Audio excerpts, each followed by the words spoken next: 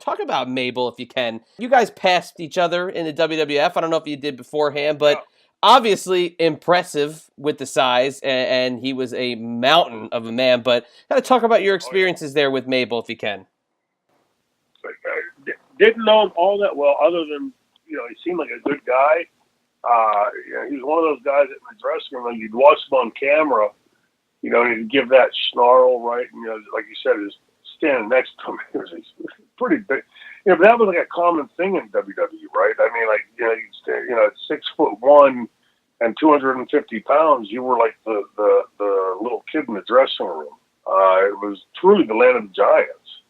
And, Nelson fit into that, but he was in the back, he's the type of guy that, like, to the best of my memory, was always, smiling and laughing in the dressing room, almost like a big kid, type of thing. But he was a very, very big guy, and again, that was such a commonality in WWE.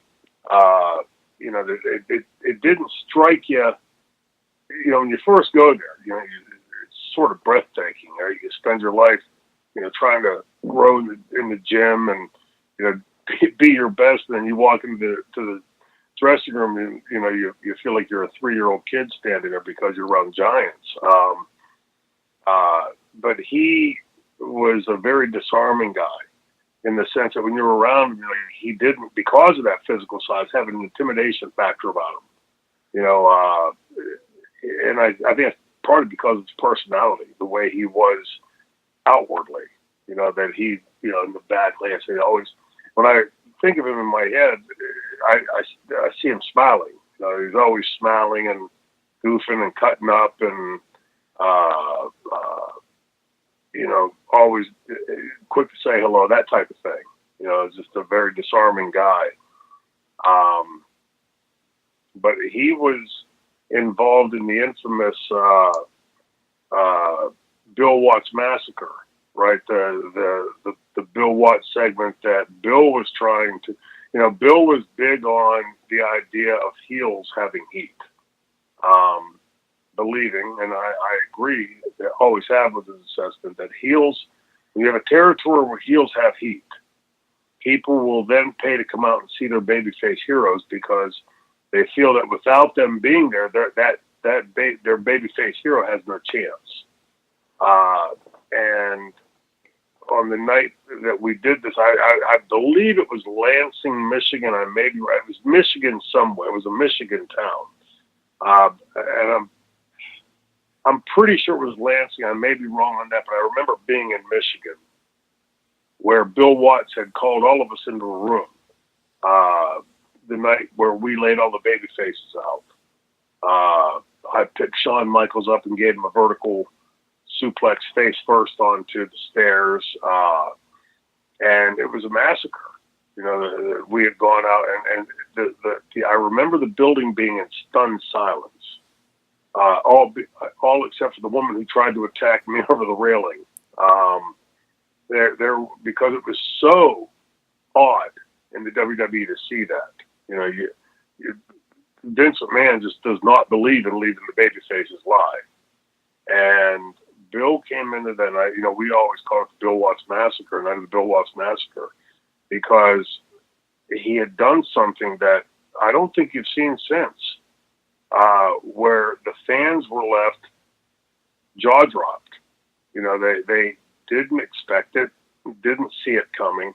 And in my experience from wrestling booking, that is what draws. When you can leave an arena full of people with their mouths hanging open, shocked, you're on the right path. Now you can start to draw money beyond that, because that babyface no longer seems invincible. When a babyface is invincible, let's face it, if your babyface hero is bulletproof, invincible, tougher than everybody, better wrestler than everybody, better looking than everybody, gets better promos than everybody, at some point that character becomes unlikable. He's tougher than everybody, better looking than everybody, faster than everybody, tougher than everybody. what's there to like about a character like that? You know, that pretty much is, in my definition, a heel.